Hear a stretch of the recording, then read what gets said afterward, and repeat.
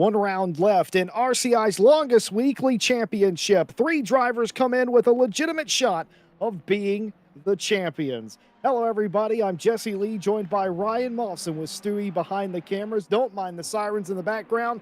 They're not here at the racetrack today. An interesting evening of racing after the conclusion of what has been an electric season. Many different winners, several of them still vying for championship supremacy. Ryan Mawson, welcome in and welcome back to Germany. Very much so. Thank you, Jesse.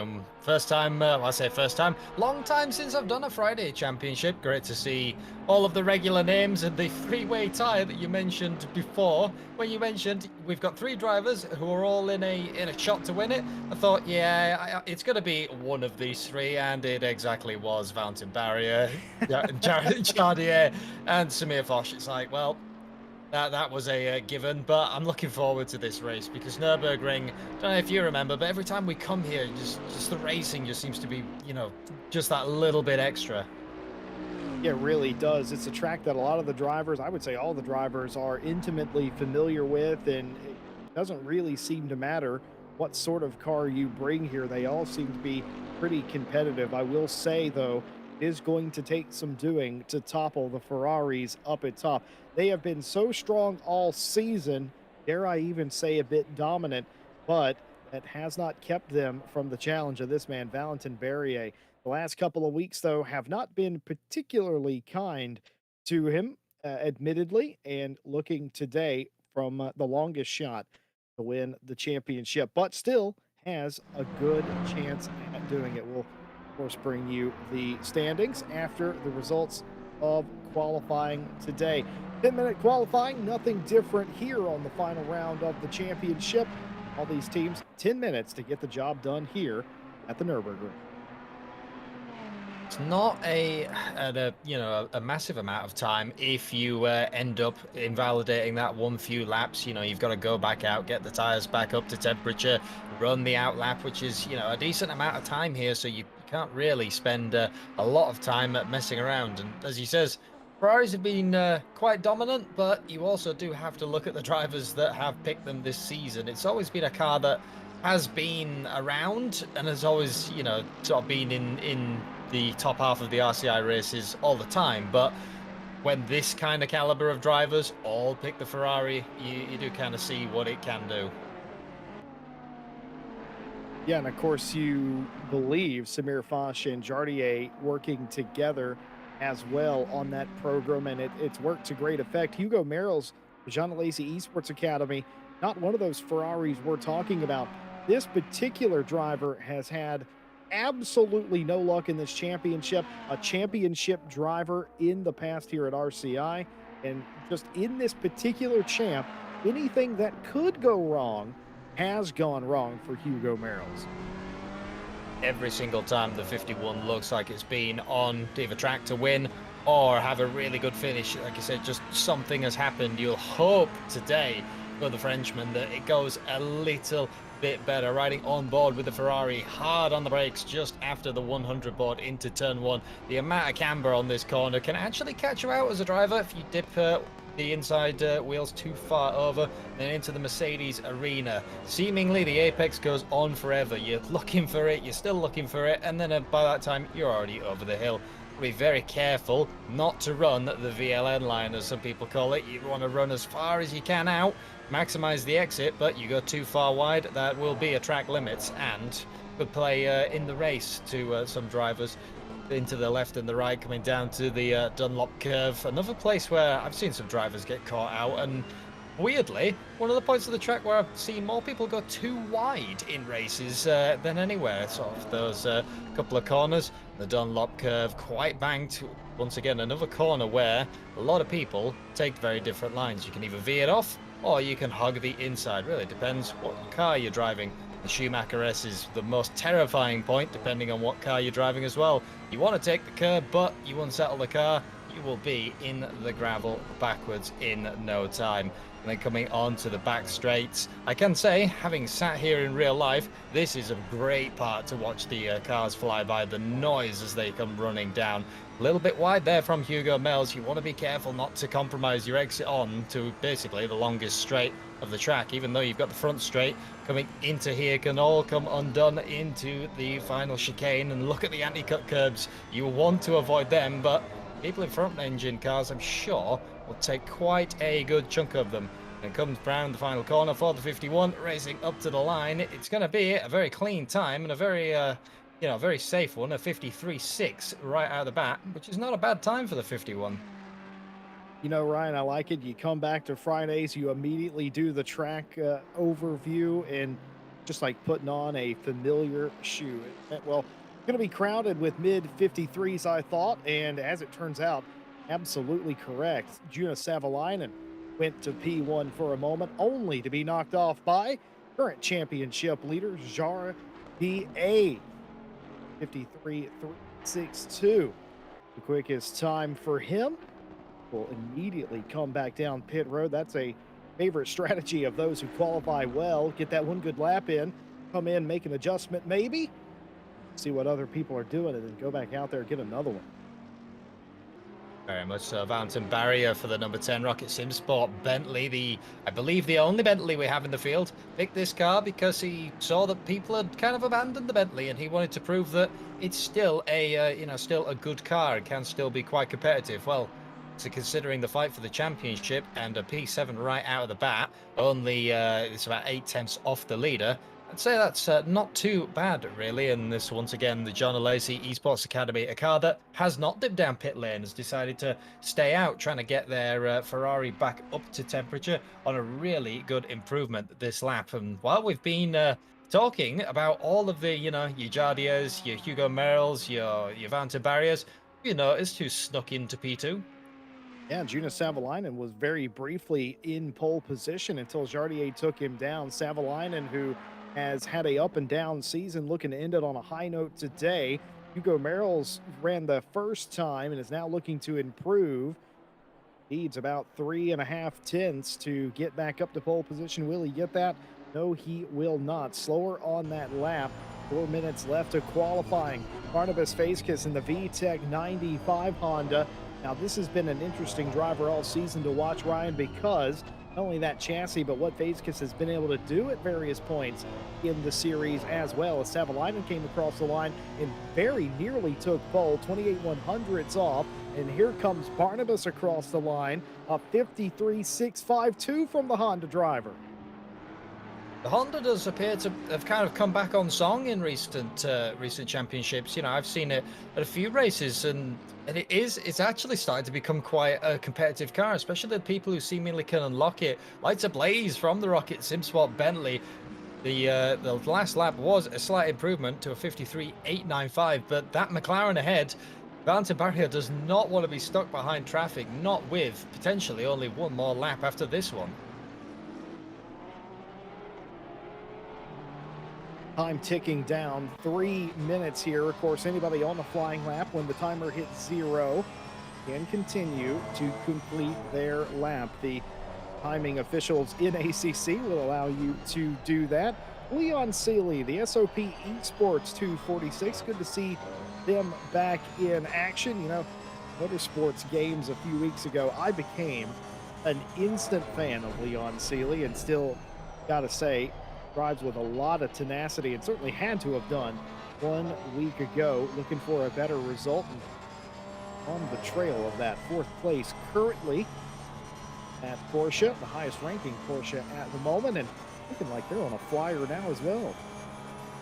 The home track for the Porsche, and it's a car that you can really dance around this course. You kind of drive it under your right foot. Look at how much the 246 is having to fight. Leon Seeley sawing at the wheel there, and that is pretty much Porsche life. You unsettle the car and you can see how much you have to battle it just to get it back into a straight line. And this is, in qualifying trim, when you take all the fuel out of it, you have a setup that is way more pointy. That is what it can do. And the curbs, I'd be terrified to go anywhere near them in a Porsche, but 246 makes it look like child's play. I think with that slide earlier, it's not going to be a quicker lap. You do still have 1 more to go. Austin and I laughing there, not at Leon Sealy, but laughing at the fact that we're not Porsche drivers, Mawson and me, and to see anybody attempt that is incredible. In America, we would say he was digging through that chicane. He was trying to find a little bit of pace, and my goodness, normally that would end up in a crash, but absolutely not. Worked out for him, but just not a big enough improvement. Jardier leading the group of 53.362. Savalainen 28 100ths off of that. Hugo Merrill's in third, just about a tenth behind and 2/10 behind Samir Foch, the second place driver in the championship, on the outside of the second row. Face Kiss rounds out your top five. Seeley and now Christoph Simon in the K-Pax liveried Lamborghini goes seventh and climbs Magazi and Aaron Trout, the top 10 at the moment. And if you're looking for Valentin Berrier, the third member of that championship three, down in 12th place currently, only half a second off. You know, Ryan, you mentioned something earlier about the viability of the Bentley, considering there are a lot of heavy hitters in this series, and being only half a second off here, you got to say, and also too, third place in the championship speaks for itself. You have to say, despite not a lot of people picking it, it does seem viable still. One of those cars where I think you have to take the rough with the smooth. You have to take the days like today where, okay, maybe your qualifying pace isn't great, but is the car stable in a race? Can you move forward in that? And I think that's what Valentin Barrier has really strived with that car, is managing to keep it on the track, keep it consistent, and always make up some places, even if it's not the car's best day. And that's kind of, when you see the people who are super fine-tuned on to a car and you don't see them drive anything else, that's kind of what you have to do. And I think that's be proven very well in this series. It will be interesting to see what the number 10 can do. Matt Whitburn, one of the other Porsches, races to the line and a big jump up into the third place position. The final rush to the line for the 206. What an improvement. That was incredible. You know, Whitburn is down in the standings, but that is only because he did not join us for the first part of the season. He's got to win this season. So anybody that doesn't know Whitburn, they're going to know him after the end of this championship, as that was a good enough for second row of the grid. Andre Dixon Chin just about loses it coming through the Coca-Cola curve. Will it be an improvement anyway? No, it will not. 1.5 tenths off of their best. And here is Vitor Marcos, the Portuguese driver, the only driver thus far to not set a valid time. 71 Honda coming to the line. They won't be the last car to take time. They will be the last one to put a time on the board here.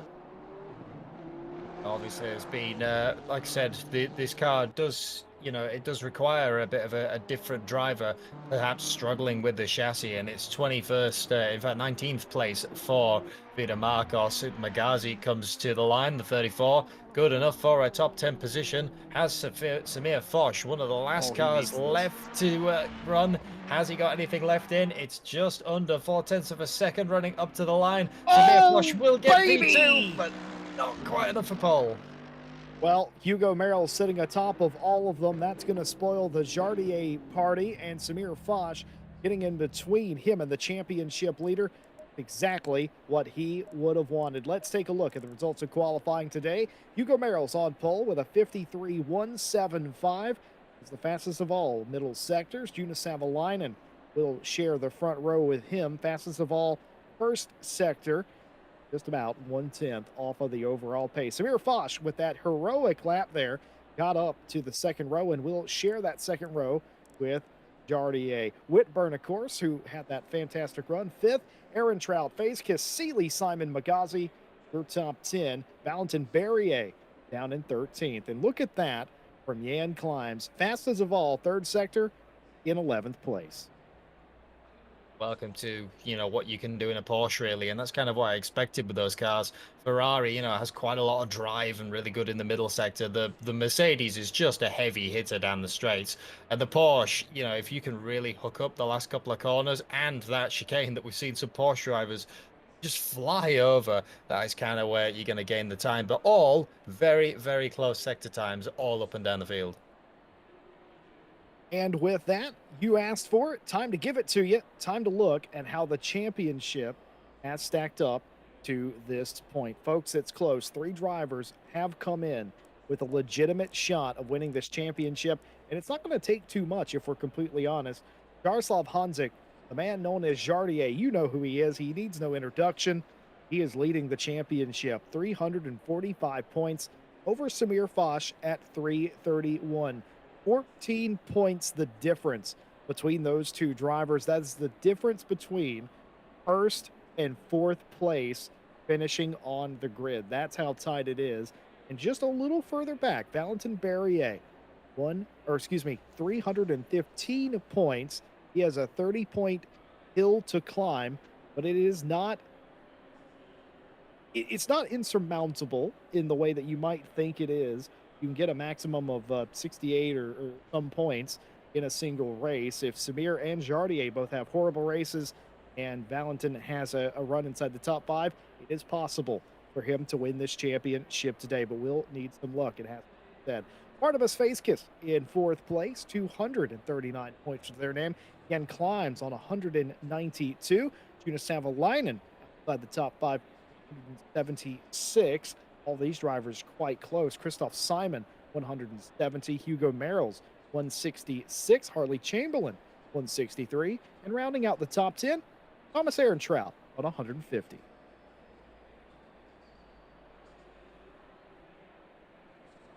Outside the top 10, it doesn't get any easier for these drivers as every point is so very precious. Giorgio Magazzi, 144. Rafael Stazak, 135. A few points behind them. Andre Dixon Chin, 133. Christian Bach in that GTR, fan favorite GTR, 130. Gunnar Horschy, 119. Rounds out your top 15. Matt Whitburn, who may shock some of you to know has won a race this season, on 117, has been climbing up the ranks every single week they've been here. Daniel Durrett on 85, tied with Lele for that position. Jonna Razor in 19th with 75, and Coderman just a few behind in 20th with 70.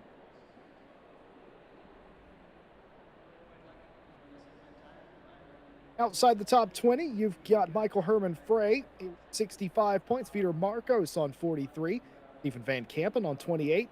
And Leon Seeley, the driver from Barbados, with 19 points thus far. Everyone with a dash instead of a number beside their total has retired from the championship.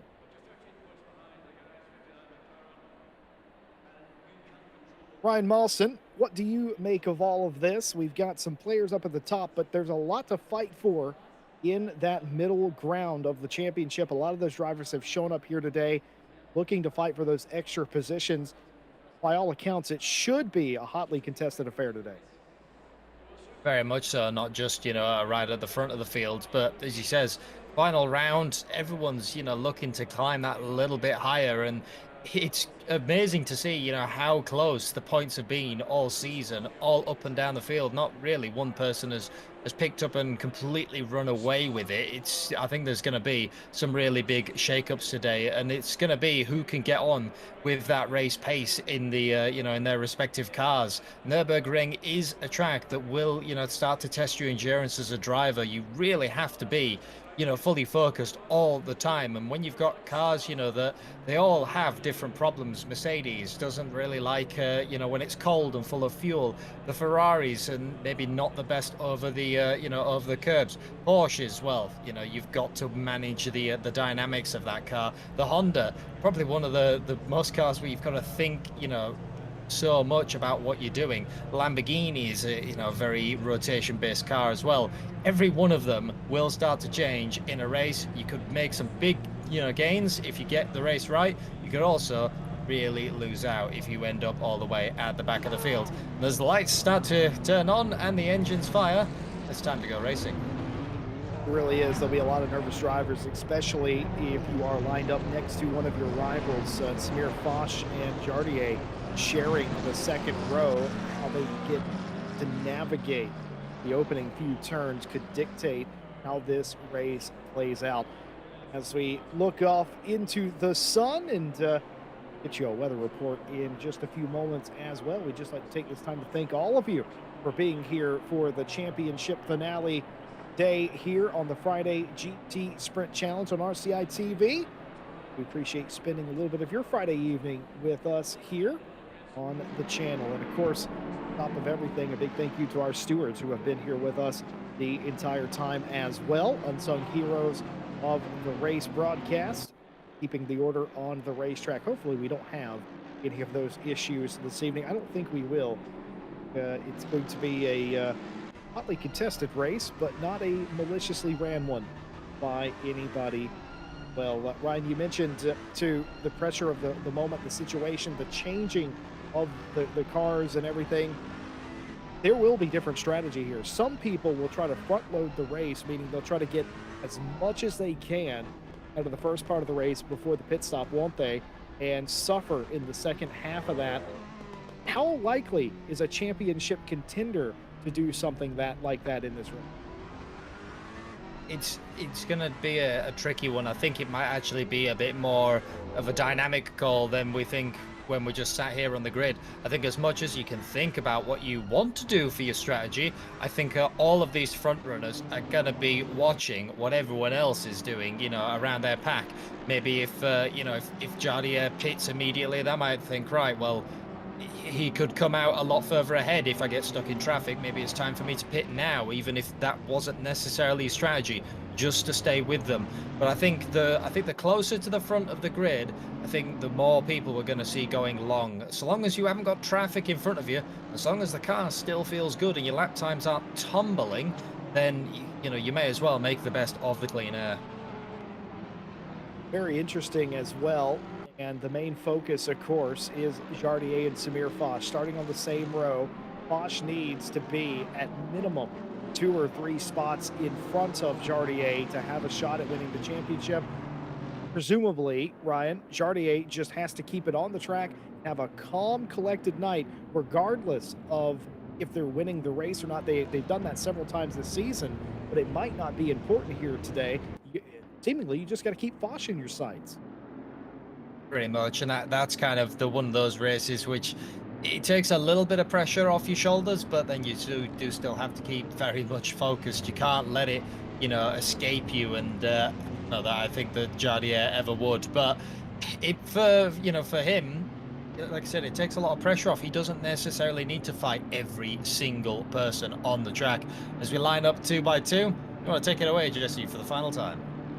Well, the sun's setting on the racetrack and the sun's setting on the championship. 1 hour to determine a champion, 1 hour for the rest of the season, and it's already gone wrong for Valentin Barrier, who has a drive-through. It's a drag race from the front 2 in the field, Merrells and Savalainen. Savalainen might have just enough overlap. No, thinks about it, does not pull in. 3 wide for 4th place as they all come down into turn 1. Minor fender benders as they end up 4 wide deep into the pack. It is Hugo Merrells out in front, and oh no, huge calamity. 1 car around at the start of the arena section, and everybody scrambling to go around. More cars off. Is that the same one, I wonder? Several cars into each other as they go 4 wide, exiting the arena. They probably should rethink doing that. That's a very dangerous proposition.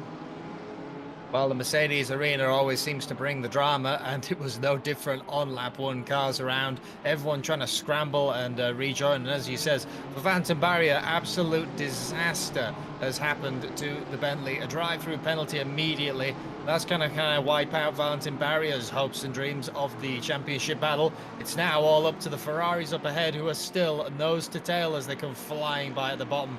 Hugo Merrells has managed to pull out just a car's width to Juno Savalainen, just that little bit of breathing room.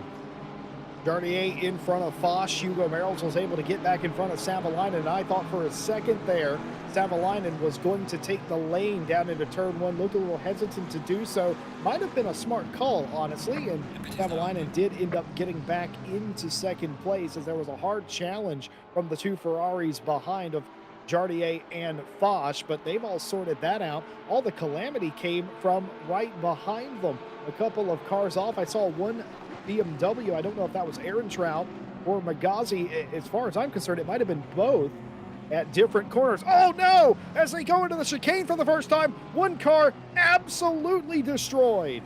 That's the Bentley. That's Valentin Barrier. What happened to send Barrier off of the track right there?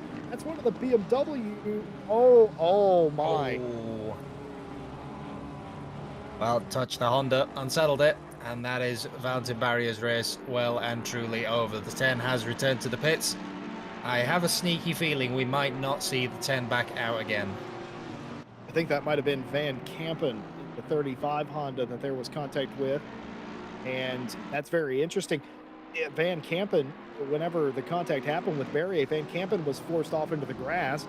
He lost control of his car, and it just came back and it took out the number 10 at that point. That was an unfortunate circumstance, and it was very argy-bargy for early in the race, especially for a car with a drive-through penalty.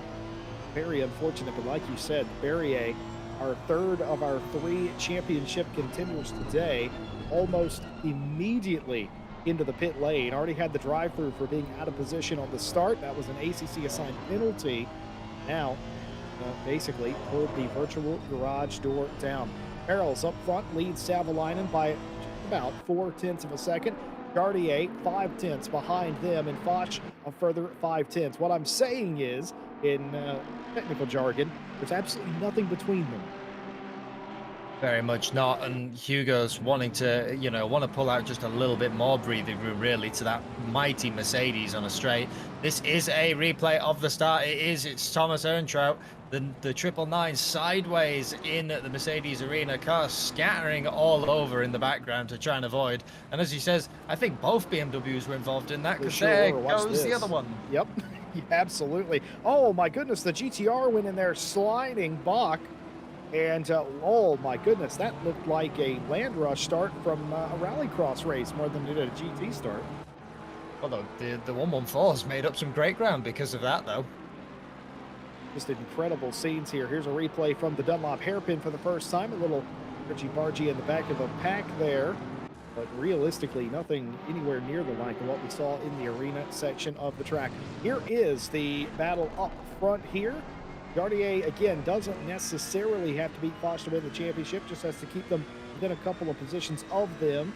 Jards will know that coming into today, would have at least taken a passing glance at the standings to know where they are. It is worth mentioning there is a drop round in the Fire Friday Championship, and by virtue of Jardier having to miss a round due to other commitments, he used his drop round on a race where he signed out on. Foch has not done that.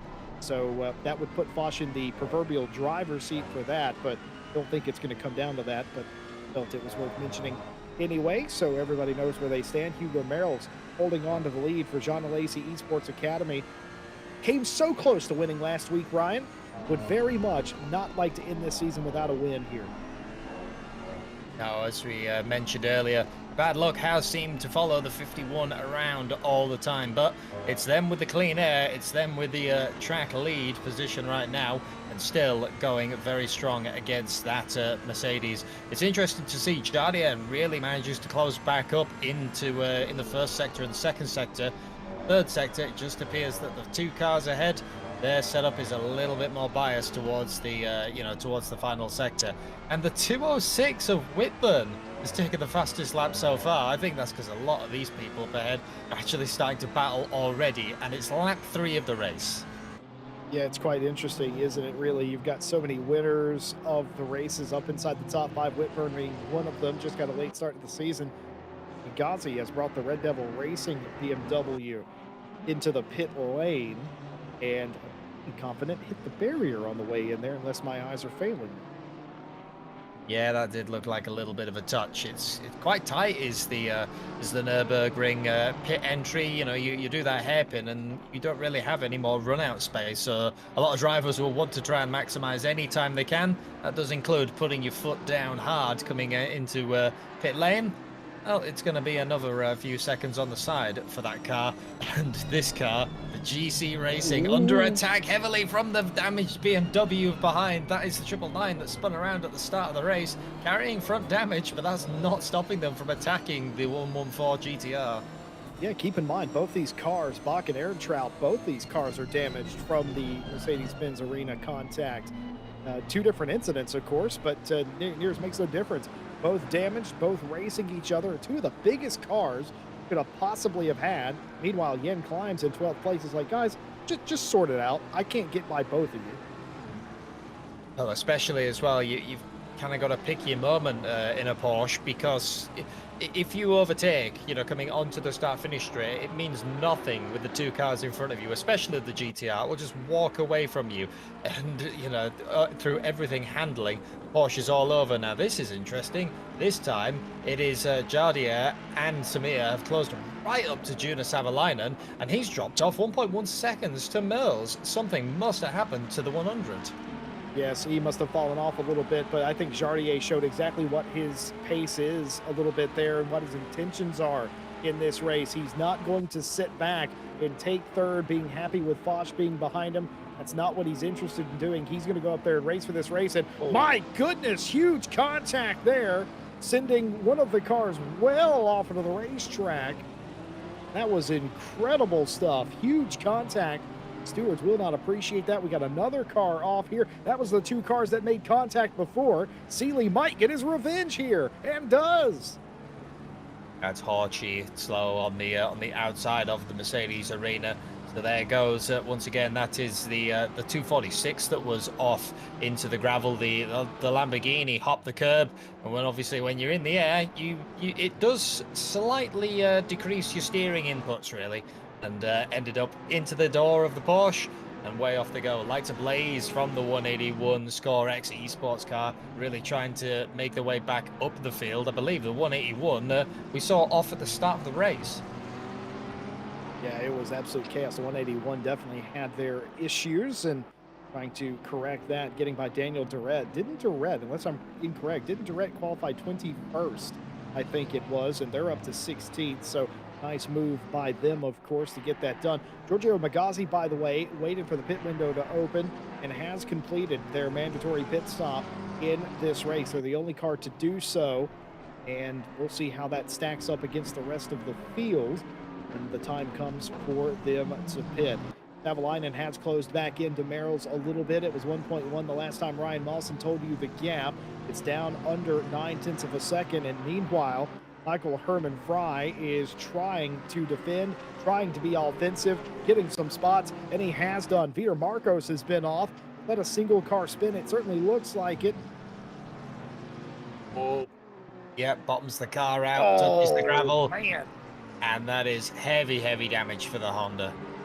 That's at least 30 seconds of damage, I would say, visually estimating. It's got to be with how damaged the bonnet is. And there's a McLaren, and yeah, there's Lele off in the background. What's happened here? It's another catching the curb the wrong way. Was there contact? There's definitely contact there, off into the Coca-Cola curve. There it goes, the Honda down the pit lane. Contact's starting to appear as the drivers, you kind of settle in and you get the car warmed up, and then there's, some moves where you think, yeah, I could go for that.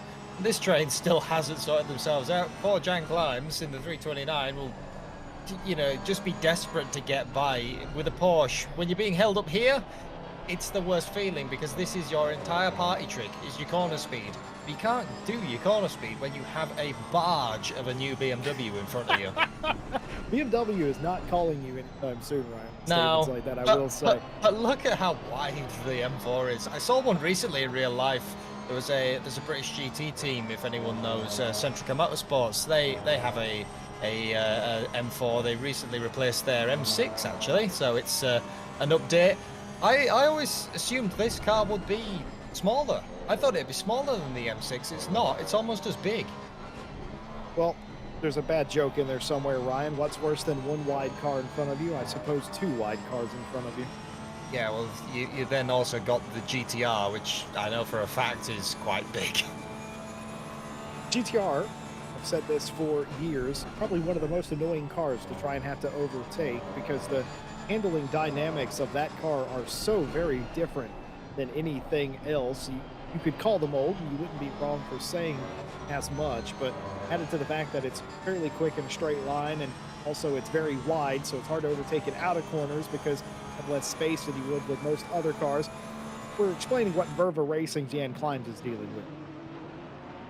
As he says, he's just looking this way, that way, trying to find space on the racetrack to get that corner speed back, but it's just not happening. A look up the inside from the 999, but it's, you can have a look up the inside, but that's kind of just the line that the GTR has to take. You have to swing it out wide and, get that run back.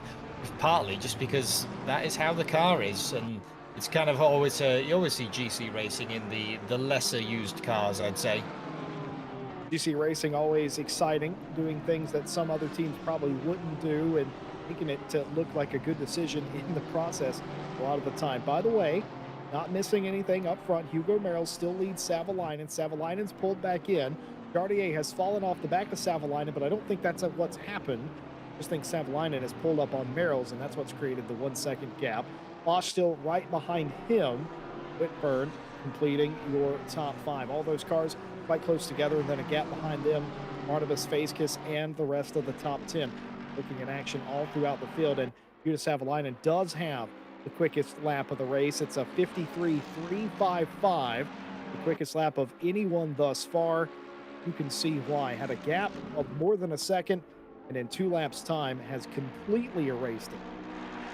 And if anything, that's almost better than the quali times that these guys were putting down after the car's been loaded up with fuel. So it really shows, what these drivers can do, especially with the conditions. But as I was just about to mention and got told, it is a lot colder out there than we did qualify on. It really is. We didn't really talk about the weather, and that's simply because there's nothing to complain about. The sunset will be in some of the drivers' eyes, especially around the arena section. If we catch it the wrong way coming over the hill here, this is a bit of a rise in the arena before it falls away.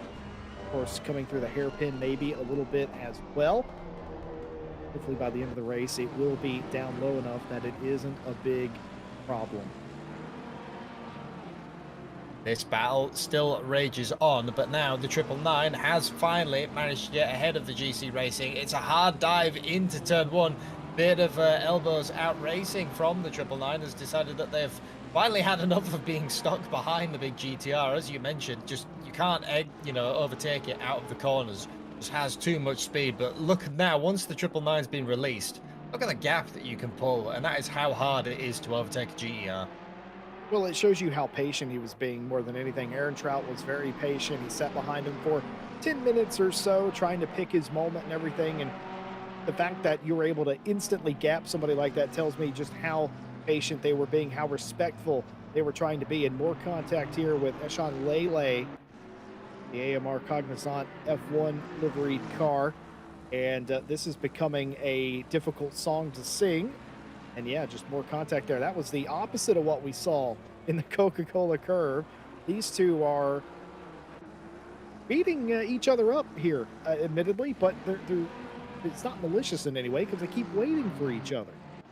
Inseparable, Jesse. Oh, yes. Oh my goodness. Contact there between the 329 was Jan Climbs and Christian Bach. And now it's getting very, very dicey as that's Horsey in the background. The 43 McLaren has decided that they too want to play this game. And for the 329, this is probably the worst place to be. You're stuck between a rock and a hard place. You can't get around GC Racing in a straight line. It's very difficult to get around them in the corners. And now you have a McLaren that will also annoy you in a straight line. Bach just called. He'd like to know if he's the rock or the hard place. Oh my goodness, everybody's going to miss turn number 1 except Christian Bach. That was absolutely huge. Late as I think with that as well, the Porsche was trying to outbrake Christian Bach, and then the McLaren was also following the Porsche. It's kind of the, you can end up in this mindset when you're racing this close. You're trying to get someone. I'll brake just a little bit after them, and that's kind of what you see happening. People flying off the racetrack and just all over. But as we continue on, gap up front, once again still coming down. Jonas Savalainen now half a second behind Hugo Merls, and Victor Marcos, the 71 Honda that had that big damage earlier. They have got the car repaired, and they are back out there. Sure is, and we talked about Giorgio Magazzi coming into the pit lane. It looked like a fraught undertaking, bringing that car down pit lane. They might have hit the barrier a little bit, but they are still in front of Vitor Marcos, which tells me one of two things. The 34 has a lot of pace, or Marcos did significant repairs to that car. We really expect that to have happened. Some 30 plus seconds. Savalainen looking to go around the outside of the leader, Hugo Merrells. It's going to be tight here into the chicane. Can they get it done too wide? Yes, they can. Just there, has to fall back in line. The outside favors Merrells in the Ferrari. Gets single file for the Coca-Cola curve. What does that do behind them? That brings Jardier in. That brings Samir Foch back in. It is 4 cars up front, and look who's peeking into the background. That's Whitburn. Porsche, the 206, just kind of looking and plotting and, you know, thinking all about the time, because all while this is going on, they will be catching up, and it's in the corners then when they can really start to make that Porsche sing. All you need is a couple of these people starting to fight. You can put the Porsche exactly where you want it. If the gap is opened up, I do not, I don't think that the 206 wouldn't take that opportunity. It's really starting to bunch up now at the front. This is a pressure cooker situation, folks. Any false movement here could determine a champion before we even get to the halfway point in the race. Jardier knows that. Foch knows that.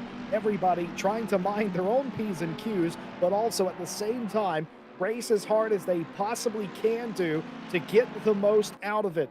Several penalties now appearing on the screen. That is the stewards here at RCI putting in the early race incidents, as we heard that there would be a wave of them. I'm going to let them finish before I start reading them off. But beyond that, close stuff here. The top 5 cars all on under a blanket together.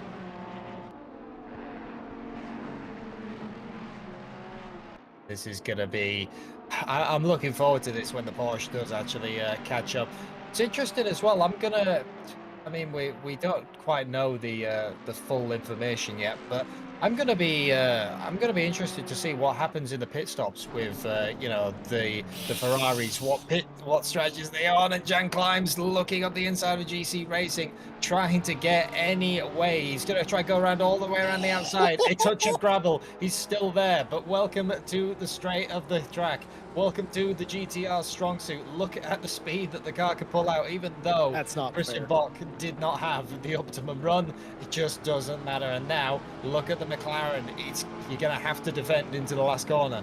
Oh, look behind him. Horsey is now involved in this. Took a look around the outside. He's going to try and V off the corner and get a run on the Porsche. He might just do it by the time they get down into turn 1. Riding on board the lowly Racing 43 of Hunter Horsey, defending down the inside as Jan Climbs. Horsey going around the long way in the McLaren. Will he have the brakes? They both overran the corner a couple of laps ago. They get it broke down perfectly. That releases Bach here into the arena. Close stuff still. Down the inside, Horsey going to have to go wide as Climbs. Climbs might have the run and does. Will there be a fight down into the second part of the arena? There is, but covered off just. Goes a little bit wide now as Climbs. Horsey trying to V it off again. Here comes Steven Van Kampen involved. And up the road now, Christian Bach finally gets released a little bit. And then keep in mind, the fact that Climbs and Horsey are racing each other as hard as they are was simply because Bach put Climbs in a unadvantageous spot down the straight. That's the GTR for you. And now that is another battle that is really going to come to blows, quite rapidly. I think now that the McLaren is starting to get heavily involved, Climbs is going to have to defend from that. And I think as well, once the McLaren gets past, or if the McLaren gets past, what can he do then to the GTR? We might end up just with that situation all over again, just a number of laps later. Well, kicking off here in front of the pit stops, of course, we've had a couple of cars that have retired as the results from the mayhem from the start have come to their conclusion. Ryan Mawson, I'm going to attempt to read penalty reports. If anything happens, do please interrupt me. There was a lap 1, turn 1 incident with the 139. Some of your leaders deemed a racing incident, minor contact, inconsequential. The warning for car 999 for avoidable contact with the 206. That incident involved the 999, the 206, and the 34, for the looks of it. Warning for car 34 for making avoidable contact with car 43. Racing incident between the 329 and the 10. Minor contact caused by avoiding an incident in front of them. 5-second penalty for car 114. That's Christian Bach's car for avoidable contact with the 999. I think we definitely saw that as well. And that was all in the Mercedes-Benz Arena on lap 1. Lap 1, turn 8, drive-through penalty for car 699 for braking too late and causing contact with car number 8, losing multiple positions. Car 699 has retired from the race after that penalty. So that's the early race penalties out of the way. As you says, a few people getting caught up in some of the lap 1 tangles. While we've been talking about that, Jan Climbs decided that actually that battle was just costing him too much time, has pulled the 329 down into pit lane, but not to be outdone, the 43 of Horchi immediately followed. So Jan thought he was getting a little bit of fresh air. Not necessarily so. The McLaren is still there. Everybody got what they wanted there. Bach wanted a little bit of breathing room. Climbs got out from behind the GTR. Horchi didn't lose any time by pitting in behind Climbs, and Van Kampen, theoretically speaking, gained several spots in the process. Well, the first of the front runners to come in, Juna Savalainen and Samir Foch coming in. Foch a little bit more hot coming into the pit lane, got as close as possible. Look at this. This was about a second gap before they hit pit lane. There's absolutely nothing in it here. Who can stop on the markers first? Who can get off a pit lane? Who can grab a gear first? All these things, turning off the engine, all of this could gain or lose you time on how you do it. Foch the first to stop, and Savalainen swerving around has to go all the way to the end of the pit lane. Who's your money on here? It's hard to tell when you're looking from the broadcast. We can't see, the fine nuances of the car being shuffled around. Samir Foch still sat there waiting along, and that's, like you said, who's going to have what strategy? Everyone's starting to come in now, so I think a lot of the people are splitting the race in half. Christian Bock in the 114. Samir still sat there. You're just waiting for the car to lightly dip, and then you'll see it go. There goes the green box for Samir Foch, the 420. There goes the 100, and it's going to be a race to the pit line. It's going to be a pit limiter race. The 100 stays ahead just, but look at the gap that has been completely eroded. I can guarantee you, I'd bet my entire life savings that Samir Foch lifted and allowed the 100 to go through, did not want to come out of there too wide, did not want to infringe on the pit road blending line, did not want to create a critical mistake at this juncture. And that's what it looked like to me from the cameras we have provided to us. And nothing changed there between those two drivers, and maybe that was for the best. I thought for a second Foch might have had a shot to overtake Savalainen, who was running in the second place position. Look at this, close stuff again. Bach under attack again by the same driver. This time climbs down the inside, hanging over the inside curb as they exit the arena. It's going to be job done and dusted, as the early pit stop has done them justice here. As Bach might have had a slightly slower stop to repair damage, we don't know either way. Dan Climbs finally, after 25 minutes of trying, released from that fight. And Climbs there has the tires already heated up, so they're at the advantage at the minute with the GTRs fresh out the pits. They've got to get those tires back up to pressure and up to temperature before they can really push on it. Hugo Merles has brought the John Lacey Esports car down at pit lane. Now, what will it be for the gap that has happened between Juna and Hugo Merles? It's going to be close. The 100's already screaming up to the Coca-Cola curve. Well, every sim racer, every fan of motorsports loves the maths. Let's do some maths for you. The pit stops for the second place car and the fourth place car. Savalainen versus Foch, 2 seconds quicker on a pit lane, on and off a pit lane. That's the entire length of it and the stop, of course. 2 seconds quicker for Samir Foch, and I think he gained most of that on the entry. Had an aggressive entry. It was a clean entry as well, and was able to pull right up to the back of him. And again, had he not pulled out like I believe he did, he probably could have fought Savalainen, but also probably thought better of it, and the time said, this is not the fight now that I need to be in to lose time to my championship rival, and may have backed out just a little bit on purpose, because again, the leader's still right in front of him. Nothing gained or lost except really good pit stop for Samir Foch. So you'll just have to keep your eye on. Well, that's been happening, and Oh! there's contact between the 43. Ooh, the 114 and the 43 come to blows. He's going to go at it again, though, veering off the corner, coming out of the Mercedes arena. The 43, the Lulu racing car, really wants this position. GC Racing are going to stick it up the inside, hanging around the outside. It will once again turn to the inside, but he's trying to do it. He's trying to hold that big GTR all the way around the outside. A valiant effort, but Christian Bach has to slip back behind. I've just clocked it. Chat's just clocked it. Everybody knows what's just happened, but I'm going to say it anyway. Jardier has just had an incident in the Yachts Heat Ferrari. Whitburn into the provisional lead of the race. Jardier has had some sort of issue. Should have been leading this race after everyone pitting, coming through the chicane. That looked clean, so we're forced to believe the incident happened prior to that. But now Whitburn, who's already won a race this season, into the lead, still has a pit stop to give. Jardier does as well. But for the championship leader in the 39, this might be a nightmare situation. We know that Samir Foch, his rival, had a clean pit stop. Now Jardier is going to have to make up some time. Yeah, I was actually looking back up and thinking, you know, the Porsches ended up ahead somehow.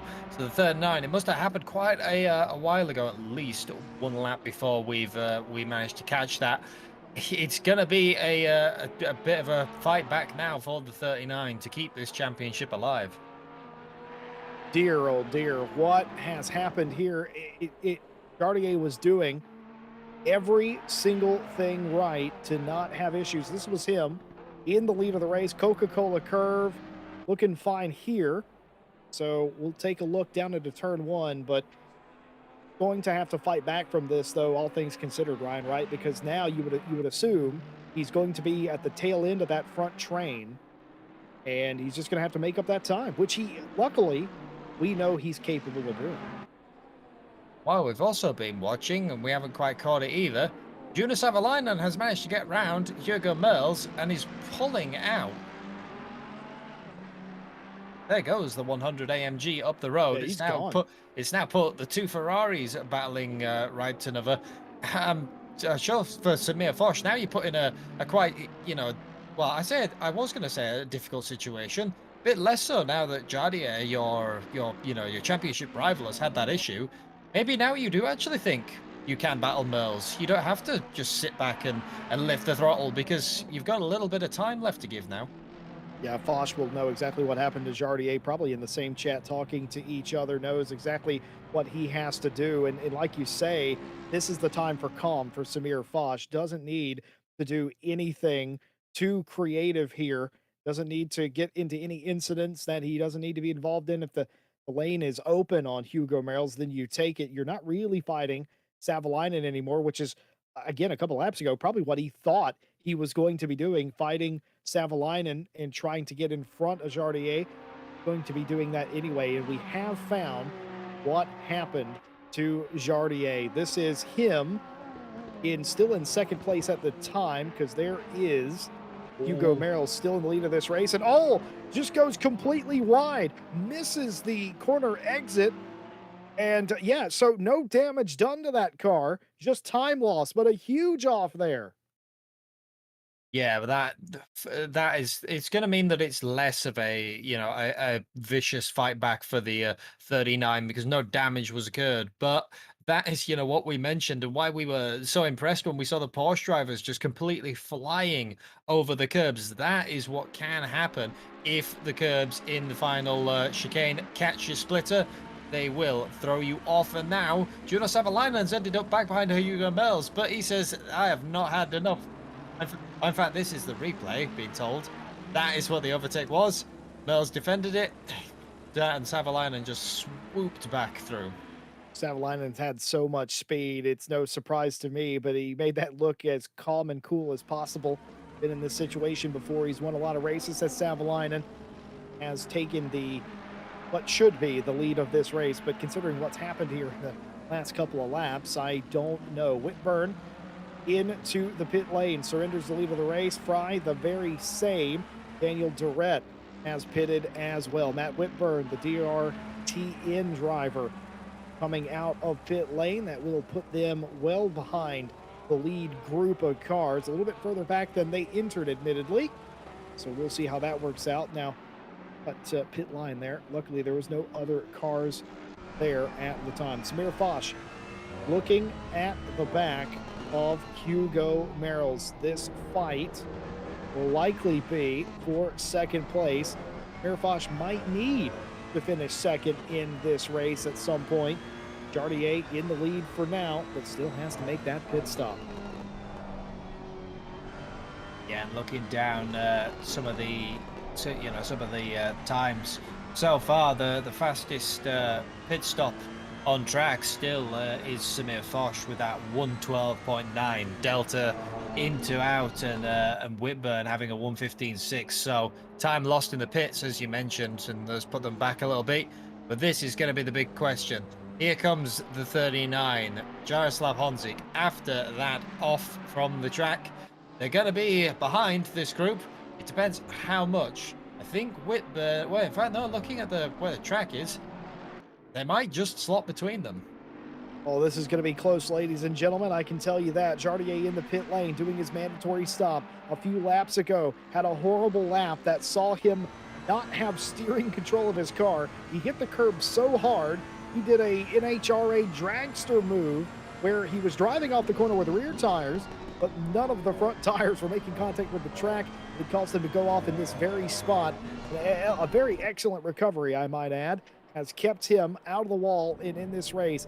Down off of the jacks and thundering down the front straight is Juna Savalainen and the entire front group. It's going to be close, but not close enough. Savalainen's through. Here comes the Hugo Merrill's car, and will Samir Foch get there? They're going to be side by side. This might be your battle for the championship. These two very close, and he can't do it. Samir Foch has been held up. He can't do it. After the fight out of pit road, the couple of seconds he probably lost letting off the throttle, and also the few laps he spent behind Hugo Merrill's, wasting the potential in that car. It has not netted him anything. Samir Foch still behind championship leader Jardier. That must have been, I was trying to look for the pit stop delta, but I don't have it on mine. That must have been an absolutely amazing stop. And after the incident, it must have just been a lap of the gods for quite a few times for the 39. GC Racing still under attack from, that is Stephen Van Kamp and the Honda. They got involved in this battle a little bit earlier on. Decided that they too would like to go passing the GTI. The 114 just can't seem to catch a break today. Barnabas Facekiss in the pit lane. That will complete the cycle of pit stops here. Anybody with the penalty seconds, that will just be added on to their eventual finish time of the race. I've been told the stewards have finished dealing with the incidents in the race thus far. They're all caught up. There's no further action between the 35 and the 10. Drive-through penalty for car 966 for forcing car 246 off the track, making him lose multiple positions. 5-second penalty for car 8 for forcing the 62 off of the racing track. 5-second penalty for the 999 for an overtake with contact on car 114. And Jardier's ended up off the track again. It's the same corner, the same thing for the 39 has got them back out. And now it's going to be, once again, a drag race down the straight. Match machinery between Samir Foch and Jardier. Is he going to look to the inside? Samir still is not defending it. Lights ablaze on Jardier's car. He pokes his nose in, but it's not going to be a big dive from now. It's going to be, once again, resettled in. But now, 420 back into P3. Position gain for Samir Foch. He's going to have a few more to make this championship a fight. Jardier knows that. He's probably not too worried, probably more worried about going off in that corner repetitively, if we're completely honest. To move down the inside, a little argy-bargy action here from Fry. The 181 machine finally getting in front of Christian Bach. A little close there. Bach has taken the outside, a little flash of the light there. Fry letting him know, I'm taking the inside. If you're going to make a run, you're going to have to do it around the outside. Bach obliges, goes around the outside. He's going to try to pin him down to the inside of one. A little bit of contact, but nothing doing, as Fry has made the pass on the GTR. There goes the Porsche, the 181 being released, and especially in this part of the track, Sector 1, it's going to have to be where the Porsche can run away before you get to the back straight where, you know, the GTR will naturally make up a little bit of ground, but they are already completely gone. 39 getting back on the horse and continuing back around the track has Was not that a really fallen Ferrari off. joke? You see, do you see what I did there, Jesse Lee? It was sly, subtle, you know, smooth, like a you know, brick to the face. But the 39 managing to keep it back on the track had really lost the you know the pace, and that's kind of the thing that you mustn't lose sight of. You know, when you have one of those little wobbles, it's easy to then start overthinking the car, overthinking your driving.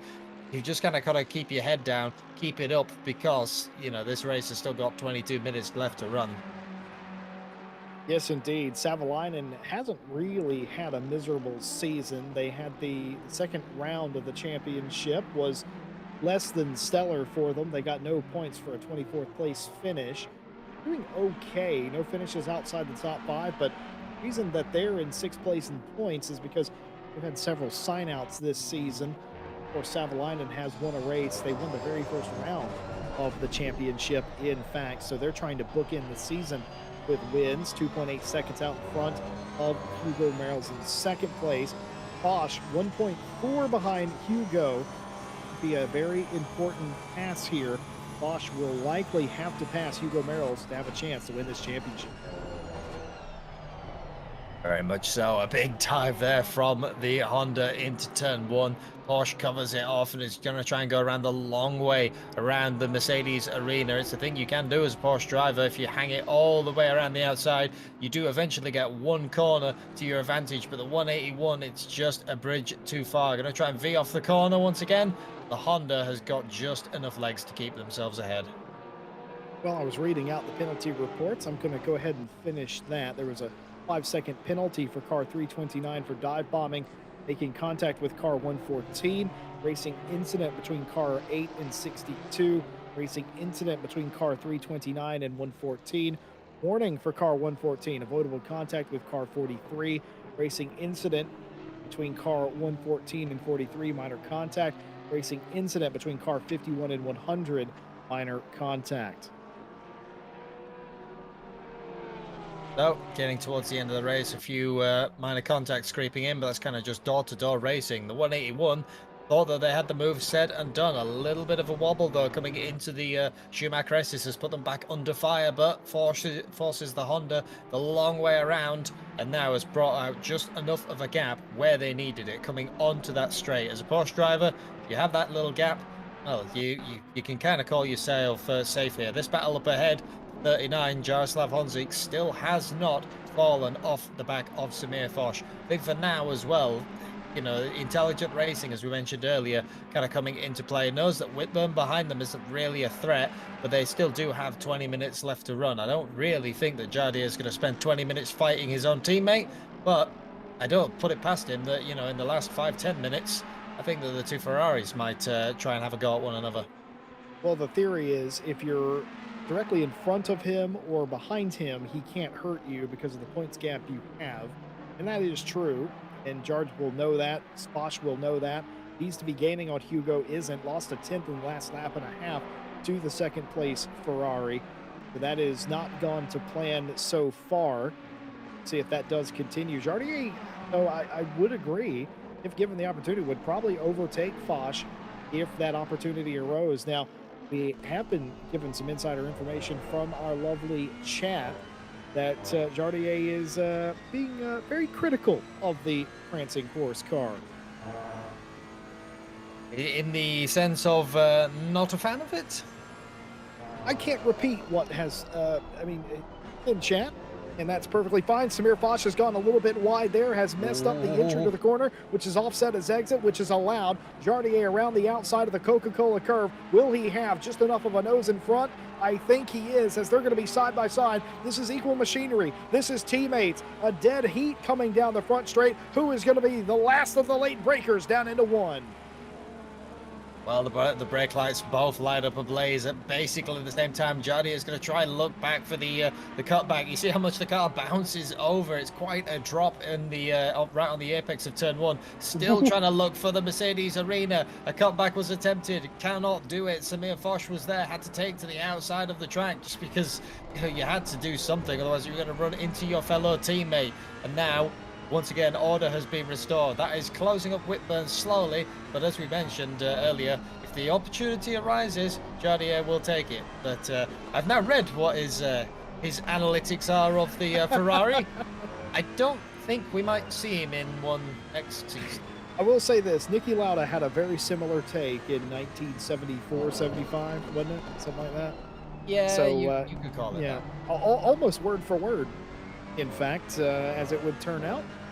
But I will say he's held on to it. He's not made any major mistakes. The car maybe has not been to his complete liking, but kept it out of the wall. He's kept it out of harm's way and still has a shot and is still in the championship lead at this point. And if anything, that last lap taught us, I think it's that, yeah, Jardier is going to fight his Yassi teammate for the final podium position. And by the way, Matt Whitburn, who led the race a little bit, has been 5th place for the majority of this race. He was well and truly behind this group about, well, right after his pit stop, in fact. But that 206 Porsche is catching this group. It was 2.2 seconds. It was 2.3 seconds. It's down to a second. 206 is on the charge and has actually just taken the fastest lap of the race as that 206 Porsche. So they are really pushing it as they come out of the pits. They're on a flyer. And that might be a big problem for Jardier. I think you let him through. Honestly, if he's going to run the fastest lap of the race like he has done, if he's going to be that quick, if he's going to claw back 5 seconds in 15 minutes, which he has done, you got to let him go. You got to let him through and know that, well, he's probably going to pass Samir as well. It's not going to matter. And also, in a weird way, think about this. The further back Foch and Jardier both finish, the less damage either one of those do to the championship lead, because the points gap becomes smaller the further back in the top 10 you finish. That is very true. So you might see some different racing again coming into the final moments of the race. You can see now the Porsche that once was just a speck in the distance, very much there in the rearview mirror of Jardier now as these two continue to battle. Looking back down, one of the Porsches that is also still battling, Jan Climbs, looking up the inside. If there was a Porsche space gap there, it would have been taken, but it was not to be with on that lap for Giorgio Magazzi. They've also got the 5-second penalty that they're carrying from earlier. So even if they get by Magazzi, they're going to have to get a move on in the 329. Yeah, Magazzi will know that and will probably be championing the thought of, well, you got a penalty and you're just going to slow me down, so just stay behind me a little bit, maybe. I don't know how much that logic is going to work on Climbs. I don't think the Verva Racing driver really cares about that logic. Again, trying to make that move and wisely decided the last possible second to not force their way in there. That would have been an absolute disaster again, but turns out they did not make the move and still very close to each other. Giorgio Magazzi, the Red Devil Racing team, looking back at Climbs Porsche. They enter the final couple of turns. A little bit of a slide out of Magazzi right there, exiting the chicane, trying to get as much as humanly possible. Climbs' Porsche sticks to the inside curb a little bit more as well, trying to undercut the BMW just a little bit. And then you get to the main straight, and even with the great drive out of the corners, the BM can just pull just enough to keep yourself out of the danger zone. I've seen a few odd slides from that 34 of Magazzi, so the BMW maybe now with the tires really starting to go off is getting a little bit tail happy. You see some of the Porsches as well having a slight bite. But the 329, they're not done. Looked up the inside coming out of the Mercedes arena. They're going to try once again, do the move that we've seen quite a few drivers do. V off the corner, sold him a dummy on the outside. Magazzi is still not phased, just taking the racing line. It was a valiant attempt though from Climbs, but it isn't going to work on Giorgio Magazzi. Meanwhile, this man, Matt Whitburn, has caught I would say the lead group, but there is no lead group. Tuna Savalainen is racing unto himself. 4.2 seconds the gap. It was 2 seconds a while ago, and then 2.8, and you got to get the picture. 4.2 as it stands now. Hugo Mel's losing time to the Mercedes out in front, and of course, no threat behind him. Foch is 3 seconds behind him for second place. The fight is from Foch on back. Foch, Jardier, and Whitburn, as it is getting scary here. Did you notice how the Porsche attempted to become an airplane? That finally they hit the curb. Just that one moment in Whitburn, you can see the time lost. That was the both front wheels of that Porsche well up into the air. Well, that's what happened to Jardier a couple of times as well. Just not quite as, I mean, it was still fairly dramatic, admittedly, but not quite as dramatic as the Porsche hit it. But even still, that has put Whitburn back out of this fight. They've got to reclimb that mountain. 1.8 seconds now. Maybe a little bit more awake and alert of that curb going through there on this next lap, huh? And like I said, all it takes is that 1 in 100 laps. You take that line and it's fine for all of those times. It can be fine for all of the times that you do the practice. But if you catch a splitter on it that one time in the race, well, Jardier's done it twice, Whitburn's done it once now. It's just such a difficult curb to nail down this precisely when you're trying to push this amount of pace out of the cars every single lap. It really is the case. Chartier has shown that he's going to race his teammate. Championship not in his mind currently. Knows that he's safe where he is. As long as they finish around each other, is going to race him and has done. Wilson in chat doing more snooping in the Jardier stream, letting us know that, well, Jardier's mind changes lap per lap on how he thinks the car is performing. Sounds like a racing driver to me. Yeah, you know, you love it when it's going well. That's always the thing. You love it when the car is behaving, and then it'll start to fight you, and you decide that actually you really hate it.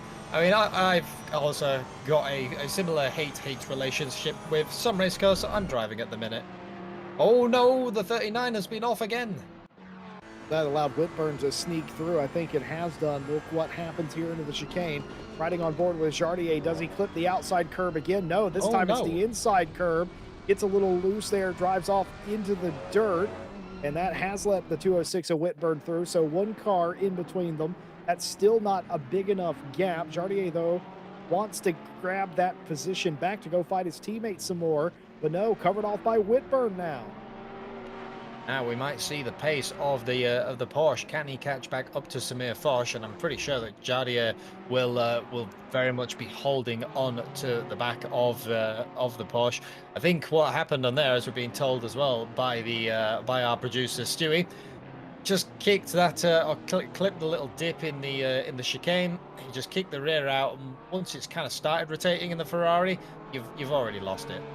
There's a place like that at Spa as well that you can clip. There's a little divot in the road that you can hit, and if you are not driving straight, depending on what chassis is under you, it can throw you into a slide and into the wall and ruin your day. So again, to hit the one here in the chicane, it's a bit more of an affair. You have to go over the curb first or get around it first off. Some cars don't even get that far. Of course, the ground clearance and all that playing a factor. Well, we can confirm that at least this lap, Jardier will once again be hating the Ferrari. He might like the Ferrari once again after, you know, if he manages to get by the Porsche or manages to catch back up to Samir Foch and have a good race. We'll report back on the Jardier love-hate relationship in maybe 2 laps time.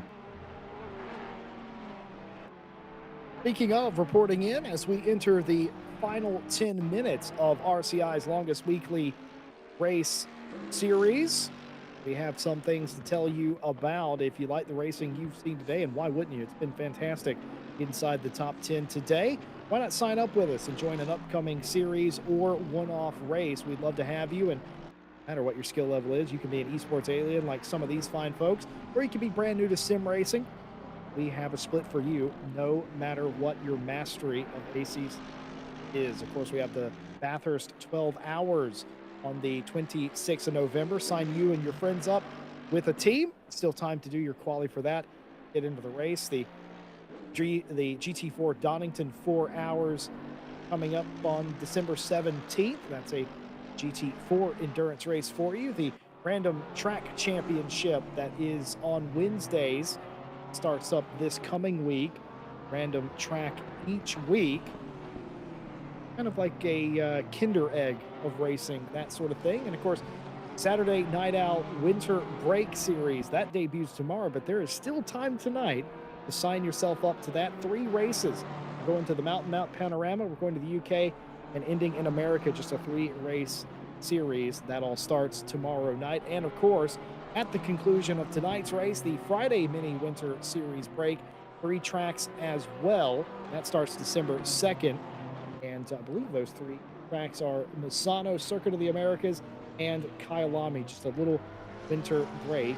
Should end before Christmas, I think, is the goal of that series. We'd love to have you. RaceRCI.com. Sign up now. The 3 race mini series are I'm actually quite looking forward to them, as you'll find me behind the cameras for the Night Owl winter break. But I think, you know, the 3 races is going to be it's going to really make the racing quite interesting, as people are going to push a lot harder. And looking back to racing, the 43 had a little bit of a slower run through the Schumacher S's, caught the gravel there. The Porsche of Free, the 181, launched it up the inside, overshot the corner. They've done it once again, though. They're going to be side by side down the back straight. There is just about a Porsche room there, and they're going to be touching. Didn't like that. Flash of the lights in disapproval from the 43, but the 181 Porsche does get by. So pushing incredibly hard now that the time has dropped down under that 10-minute mark. Jardier ranting again. Our spy in the chat, Wilson, keeping us up to date. 2-lap rant about the car, saying it's the worst car in the game. Oh dear. Again, sounds like racing drivers to me, certainly after losing the time. For those of you playing at home, as these two continue to go at it there, for those of you playing at home, our maths here in the booth and in the steward's box seem to confirm that Jardier can finish no worse than 7th, with Samir Foch finishing in 3rd to win the championship. I don't think he is in any threat of falling that far down. Daniel Durrett has had an issue in the Coca-Cola curve. Yep, just 2 sideways, not in the groove there. Dangerous spot, though. Dropped the car off the curb, you saw the back bounce, and then it was once again just another slow spin around. Got the car back going again, as you mentioned. A bit of a blind corner, especially when people are coming in at race speed. And what's happened to Whitburn? Off in the corner just after the Schumacher S's. Grass tracks it all the way down. The sparks fly, but that's just let Jardier completely back through. More comfortable now will be Jardier. He'll probably be now. I've established a pattern, Ryan. See if you follow my logic. Right now, that Ferrari is the best car in the game. Yeah, it's brilliant now. See, did I tell you that we would update you in a few laps? We've had the few lap rant. It's fine. It's over. Porsche's had an issue, and now Jardier reclaims his 4th place. Admittedly, quite a lot further behind his teammate of Samir Foch, but he's back in 4th place. Well, it doesn't get any easier just because we get closer to the final couple of laps here. The track is falling in temperature down to 11 degrees C. Of course, the sun has completely gone now. The lights are absolutely precursory at this point on all of the machinery. It's one of those races that conditions are definitely going to be settled here on the final lap. This might be one of them. Ishan Lele has caught Christian Bach for 14th place.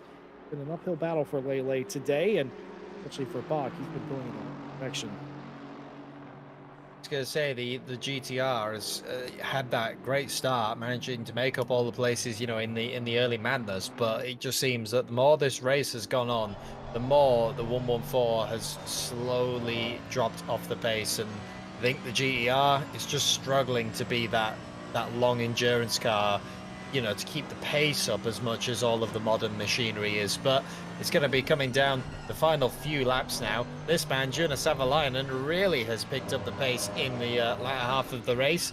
I mean, he's just completely gone. I hate to say this, but he's actually not done that. Hugo Merrill's has caught him a Oh, little he bit. This has? is 4 2.7? seconds the gap. It's 2.7 seconds the gap. We'll have to see if it's continue. It is coming 6. down. It's 2.69 seconds the gap, which is nice as it is, but we've still Ah. got at minimum 3 laps in this race. Now that's, like I said, that's interesting. I looked back. I didn't even look at the relative. I didn't think that Juna was being caught. But yeah, you mentioned really starting to be reeled back in. Let's see what it is necessarily coming out of sector one, out of the Mercedes arena. You can see the timing board there. It'll be Juna's to cross it, and then you wait for the gap of Hugo Merles to update. It's difficult to call even what's going on with the 100 Mercedes.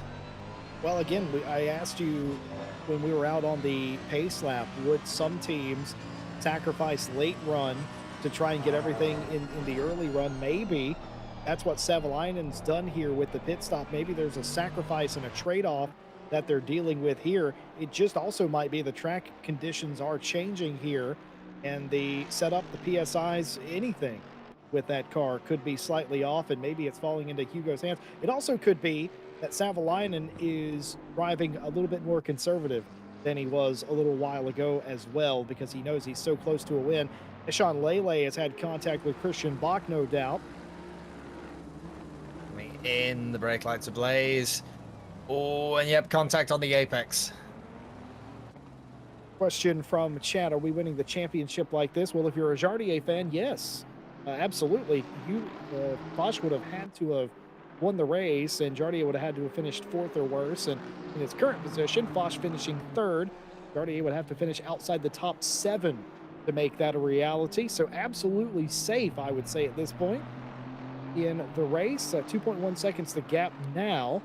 Has been there ever since Whitburn went off the track and Jardier was able to cruise on back around. Looking like championship winning driver, 39 Yassi.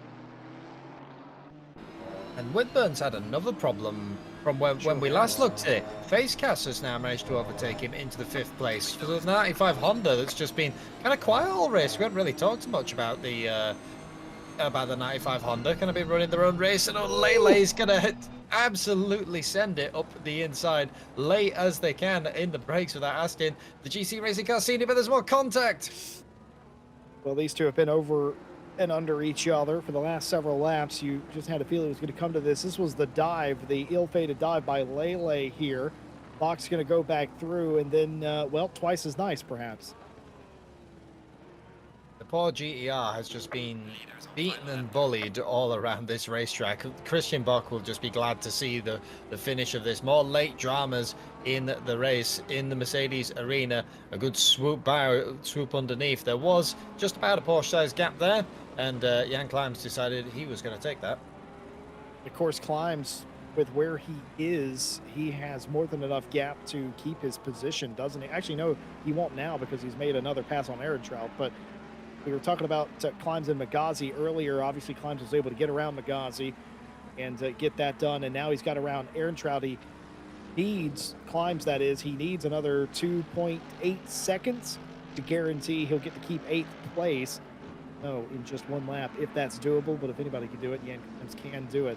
Coming to the line, will we get to the line or will it be an extra lap? This is going to be close, and we got an extra lap! It's one extra lap. Juna Savalainen hits the line as it strikes 0. You better hope you had one extra lap of fuel in all these cars. Well, and you know that Savalainen will do, because if he'd have won it, he could have let off, could have just ended the race there, and then it shall be 31 complete laps. And that is, I'm wondering how many people we're going to see now take a sharp dive in their in either their pace or their driving style as people start to frantically fuel save. Folks, on your way out tonight, don't forget to like, subscribe, do all the things. We'd love to have you. We'll be back live this Saturday, tomorrow night, the Night Owl Winter Mini Series here. One race coming at you, me, myself, Ted Edwards, and Ryan Mawson with you on that. Thomas Ehrentraut has run out of fuel here, was not prepared for the extra lap, and he has passed pit lane, so that is, he is not going to make it around here. Nope, there goes the 999 just slowly coasting down, out of fuel. You could hear the engine not on at all. That's one down. How many else are we gonna have? Hodgie still leaping the inside curb as well. All coming down to it. Who has the fuel? Who put in the safe amount of fuel? The way Oh no, they're drivers in still ACC going. deal with it, he is still going. He might be shutting it off to save fuel just to get around. That is what he's doing. Coasting down. Ooh. And I think now that the 999 is just trying desperately to make it to the end without being too much of a, too much of a burden to the rest of the track. But for this time, the actual time, the Juna Savalainen will come and take the checkered flag and win the final round of the Friday Championship at Nurburgring. Hugo Merles has a fantastic finish, and Jardier and Savalainen and Samir Foch finish side by side. Do you notice? So, Jardier just has to poke his nose just ahead. That's official too. That counts. Jardier will get the podium. Stavalainen comes across the line and bookends the seasons with wins. And that's just how he drew it up in his dreams last night. Hugo Merrells will take home a well-deserved podium. Jardier third, Samir Foch in fourth place. A triplet orchestra of Ferraris inside the top five. Inside fifth place, Barnabas Facekiss had a somewhat quiet day in the 95 Honda, gets a top five for his troubles, and Whitburn in sixth place with the fastest lap. Seeley seventh, climbs eighth, Magazi ninth. Aaron Trout is trying to come across the line. Oh, he's being pushed. Look, this is on purpose, I think. Oh, wait, no, it's not. I thought it was on purpose. I thought Fry was pushing Aaron Trout across the line, but nears makes no difference. Aaron Trout does get a top 10 after all that drama. Fry in 11th, Van Kampen, Bach, Lele Durrett, and Dixon Chin. Incredible stuff. Ladies and gentlemen, Jardier is your champion here, season 8 of the GT Sprint Challenge.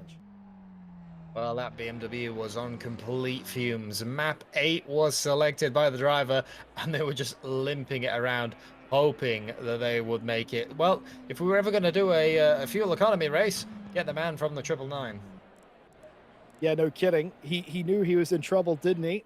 He had to do it. Results of the race confirmed here on the list. Savalainen with another fantastic wins, 2 wins, joins the ranks of drivers that won 2 races in this series. You might wonder if he could have made all the rounds, what might have been. Hugo Merrells had a nightmare of a part of a season, but does the best he could with it. Jardier third, more than enough to clinch the championship today.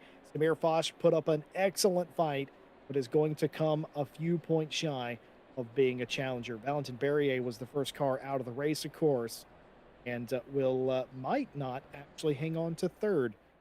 See in the final standings at some point. Folks, it's been a fantastic season. We've absolutely loved having you.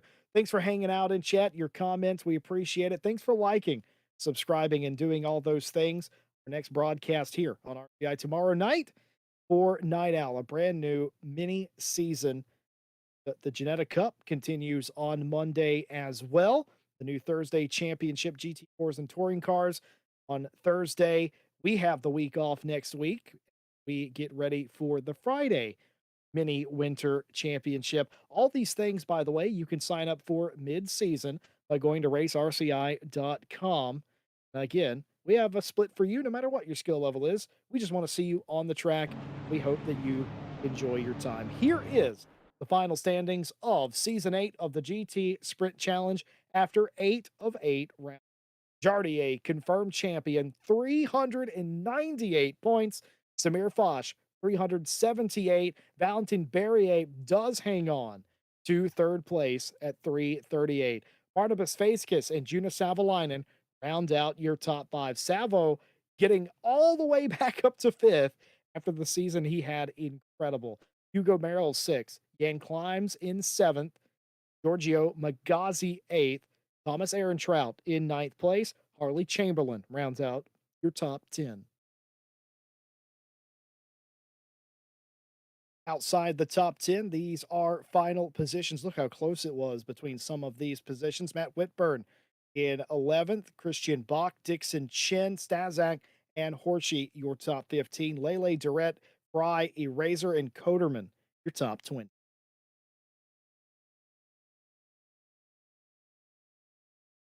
Outside the top 20, Seeley, Van Campen, and Vitor Marcos are your drivers that are scored. Everyone else, of course, did retire from the championship.